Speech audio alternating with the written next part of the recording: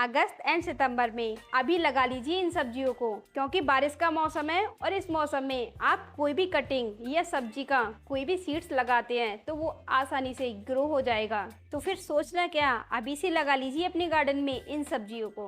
तो चलिए video start करते हैं। सबसे पहले हमने अपनी लिस्ट में रखा है परवल या पटल।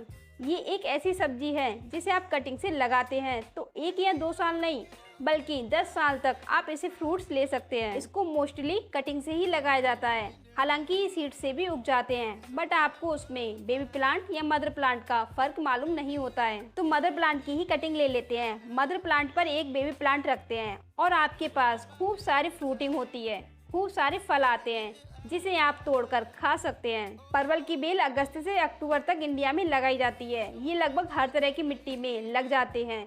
चाहे तो 10 से 12 इंच के पॉट में लगाकर अपनी बालकनी में भी रख सकते हैं। हाँ, बट ऐसी जगह पर रखें इसके फल डेली आप तोड़कर खा सकें। इसके बाद कुंदरी या टिंडोरा, ये भी बहुत कॉमन सब्जी है। सबसे ज्यादा पसंद की जाने वाली सब्जियों में से एक है ये सब्जी। ये भी सब्जी बाइन से लगती है और इसकी बाइन को भी कटिंग या कलम से ही लगाया जाता है। इसके लिए भी 10 से 12 इंच का गमला काफी है। बेल को फैलने के लिए जगह चाहिए और हाँ, बालकनी में धूप आती हो तो ही इसे लगाएं, क्योंकि बिना धूप के ये सरवाइव नहीं करेगा।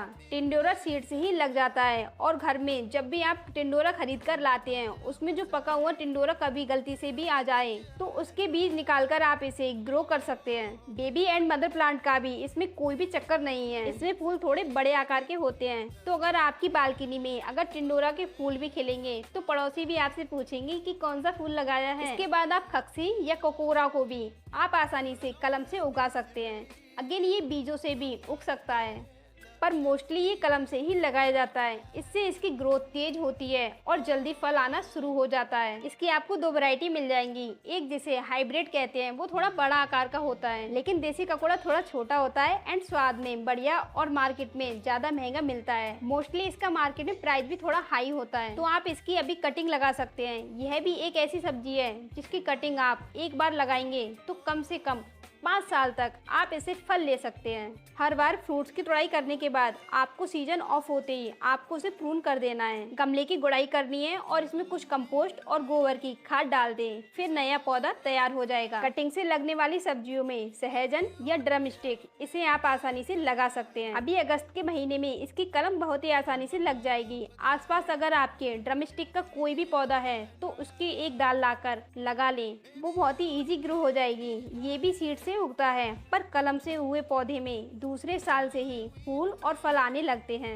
अच्छी बात यह है कि इसका हर हिस्सा खाने लायक होता है और ये एक मेडिसिन प्लांट है। इसके पत्ते खाए जाते हैं, मोस्टली इसके फूल भी खाए जाते हैं और इसकी फलियां भी खाई जाती हैं और ये हेल्थ के लिए बहुत ही अच्छा होता है। कैल्शियम एंड मैग्नीशियम, इसमें काफी हद तक प्रोटीन पाई जाती है। दूध या किसी प्रोटीन वाली चीज से ज्यादा प्रोटीन देता है। साथ ही आपको ये सर्दी खांसी और दूसरी बीमारी से भी बचा कर रखता है। नेक्स्ट है टमाटर या टमाटो। जी हाँ, टमाटर की पौधे भी कलम से आप लगा सकते हैं। इवन काफी लोग इसे सीड से ही लगाते हैं और समझते हैं कि यही एक रूल है टमाटर के प्लांट को ग्रो करने का। टमाटर की किसी भी डाल को आप पानी में रख देंगे तो उसमें 4 से 5 दिनों में ही रूट्स आने लग जाएंगी और उसके बाद आप उसे मिट्टी में भी लगा सकते हैं। कटिंग से लगाए गए टमाटर के पौधे में फ्रूटिंग जल्दी ही शुरू हो जाती है। तो ज्यादा क्या सोचना, आप भी इस बारिश का फायदा उठाइए एंड अपने गार्डन में इन सब्जियों को ग्रो कीजिए। अब आपने ये तो जान लिया कि अगस्त एंड सितंबर में कौन सी सब्जियां लगाएं। ओके, अब आप यहाँ तक आ ही गए हो तो मैं समझ गई कि आप भी मेरी तरह पेड़ पौधों से प्यार करते हो। अगर आपको फ्लावर्स प्लांट की कटिंग लगाना सीखना है तो इस वीडियो पर क्लिक करो एंड कटिंग लगाना सीखो। आपसे वही मिलूंगी।